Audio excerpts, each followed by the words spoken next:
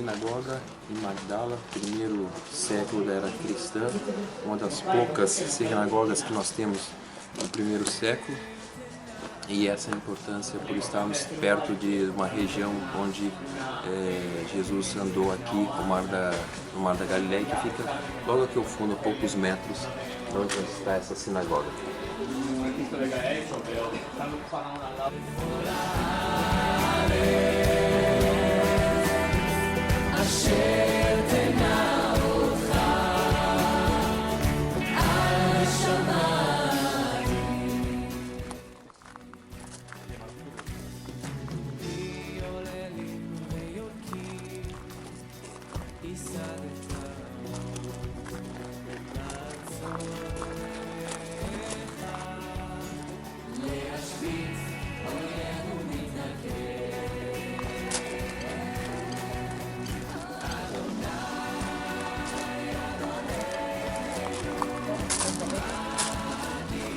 Vamos a comer.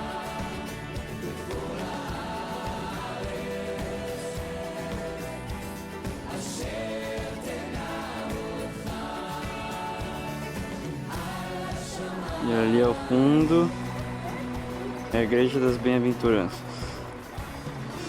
Aqui o Mar da Galileia.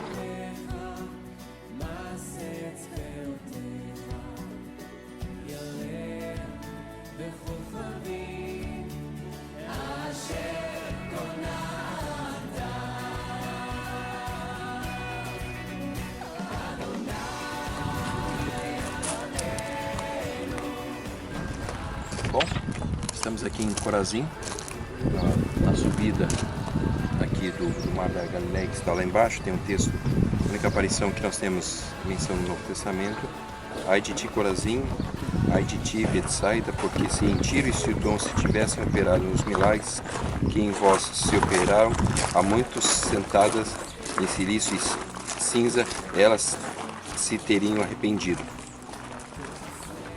É uma das cidades que recebe um pronunciamento de Jesus. Nós estamos no alto e vamos agora ver as ruínas do que sobrou dessa cidade que foi alvo das palavras de Jesus.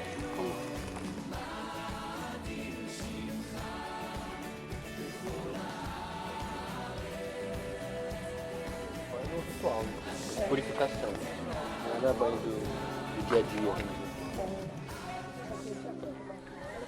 Muito bem, continuando os registros então da nossa expedição aqui a Israel. Estamos no entorno do Mar da Galileia, visitando vários sítios, entre Cafarnaum, Migdal, e agora nesse momento estamos na cidade chamada Corazim, né, que é relatada aqui no versículo 13 de Lucas 10.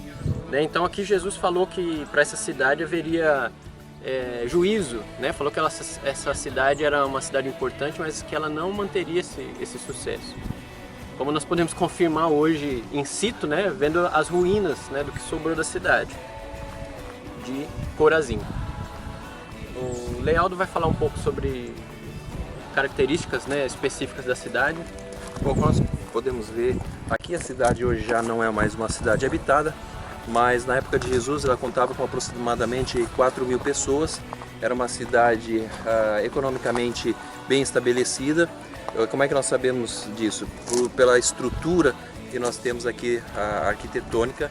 Por exemplo, mais abaixo aqui nós temos a sinagoga, e alguns calculam que ela chegava a ter ter uma altura de aproximadamente 15 metros. E isso você não encontrava em qualquer lugar, né? E essa cidade vivia basicamente da plantação. Aqui ao redor da cidade era moído o trigo, era moído essas coisas, e era levada lá para o Mar da Galileia, e de lá levado para outros lugares de Israel. E essa região aqui fica no alto, né? Nós estamos subindo o mar do Mar da Galileia. Betsaida está aqui para baixo, e nós temos mais para frente Cafarnaum, que são as 3 cidades de onde Jesus ele será expulso pelos judeus. E aí é que encontra o texto que foi lido agora pelo Christian. Provavelmente Jesus esteve na sinagoga, porque para você falar alguma coisa a respeito das coisas de Deus, acontecia na sinagoga. E nós temos a sinagoga aqui na frente, ou seja, esse é o lugar onde Jesus teria pregado para a população aqui da cidade de Corazim.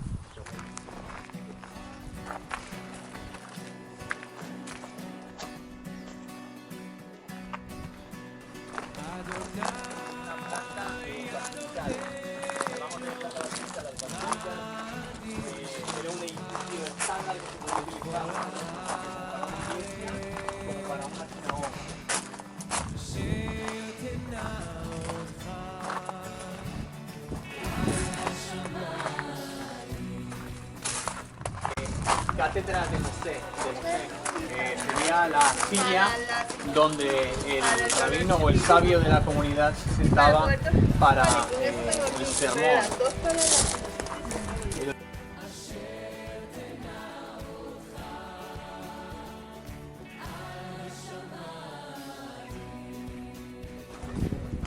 Então, agora estamos aqui dentro da sinagoga. Essa sinagoga é uma sinagoga que foi reconstruída entre o quarto e o quinto século da nossa era. Então, o que vocês estão vendo aqui, vou pedir para dar uma geral ali para trás, é uma reconstrução do quarto e quinto século,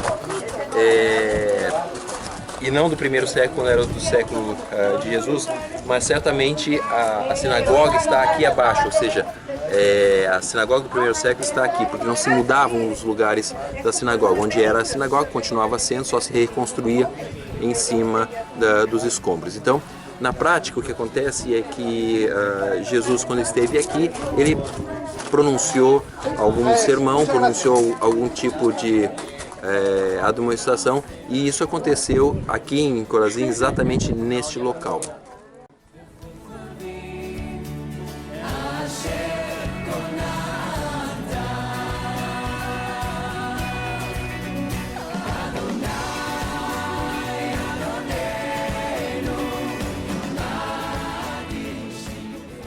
No sabemos si era en honor a una persona o en honor a algo que ocurría, pero ese sería el significado del lugar. Y es importante, y luego también es importante porque Jesús predicó aquí, es donde se considera que es la ciudad de Jesús, donde empezó a predicar. La pregunta es por qué aquí y no en otro lugar. Él vino, escapó desde Nazaret prácticamente cuando querían arrojarlo por un precipicio. ¿Y por qué llegó a Cafarnaún? Seguramente por la misma razón por la que también llegó a Corazín. Esto era una ciudad de frontera. Estamos justo en el Bazán y era relativamente fácil, en caso de que sintiese miedo por su vida, poder escapar al otro lado. Era una ciudad de frontera. Cafarnaún es conocida desde el punto de vista arqueológico desde el siglo V antes de la era, y sabemos que existió hasta el siglo X después.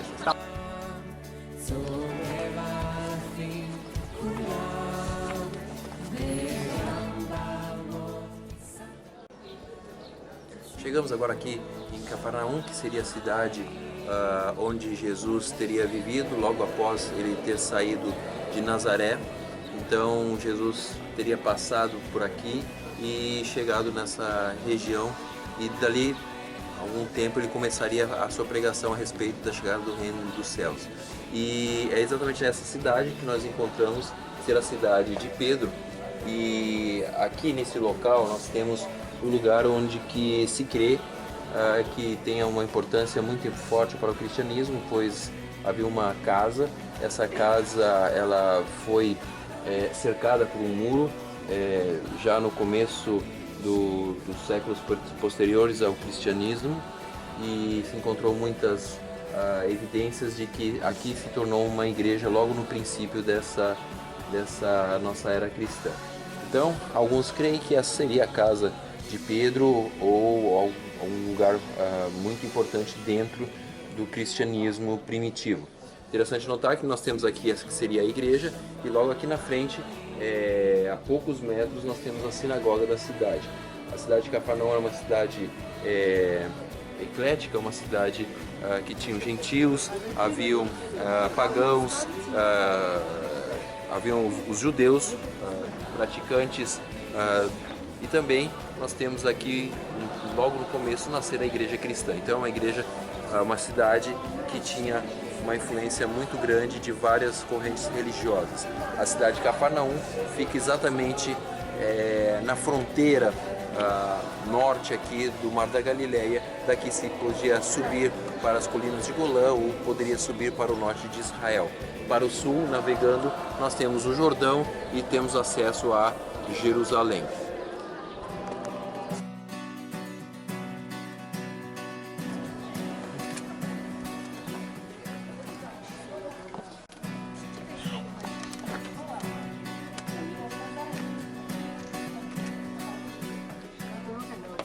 Podemos ver que é uma sinagoga grande, e ela é datada como uma sinagoga do quarto século, e se crê que aqui tenha sido a sinagoga anterior, porque abaixo desse solo foram encontrados algumas moedas que é do primeiro século, e há um piso também nessa mesma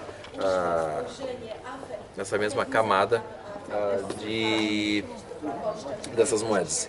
Então não se sabe exatamente o que havia ali dentro, não se sabe qual é esse piso, se é da sinagoga ou se seria de outra coisa, mas há uma crença de que isso possa ser do primeiro século. Só que como não dá para retirar essa sinagoga do terceiro século para verificar, por enquanto os estudos são muito limitados. Essa sinagoga foi construída com pedras trazidas de outro lugar, porque há uma assimetria entre as pedras, entre os encaixes, e isso faz com que os arqueólogos venham a entender que ela foi trazida, essas pedras foram trazidas de uma outra sinagoga de fora. Então, mas não podemos dizer que há uma certeza, há uma probabilidade muito grande de que aqui embaixo, exatamente abaixo desse nível, nós temos a sinagoga onde Jesus pregou, onde começou a pregar, conforme nós vemos no texto bíblico que nos narra essa questão. Então vamos dar uma andada aqui pela sinagoga. Outra questão dessa sinagoga, ela se diferencia de uma sinagoga do primeiro século. As sinagogas do primeiro século, que seria a época de Jesus, é uma sinagoga muito mais pequena, há um espaço como em forma de U, onde as pessoas se assentavam, e ali na outra ponta as pessoas podiam ver a pessoa que estava lendo a Torá ou estava lendo o texto bíblico. Aqui vocês podem ver que ela é muito maior, ela não é simples, ela é muito mais complexa, e por isso se acha então que essa sinagoga seja de um tempo bem posterior, porque as dimensões dela são muito grandes. Ali no fundo nós podemos ver a casa onde seria a casa de Pedro, ou aquela primeira igreja que teria sido levantada aqui na cidade de Cafarnaum. Seja como for, nós podemos perceber que este lugar tem uma importância muito grande para o cristianismo já desde o primeiro século.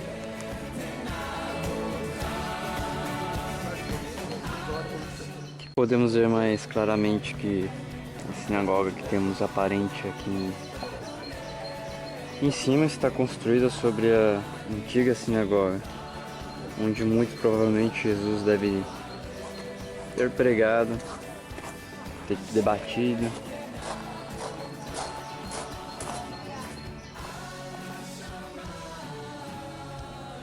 Um barco aqui encontrar as margens do Mar da Galileia.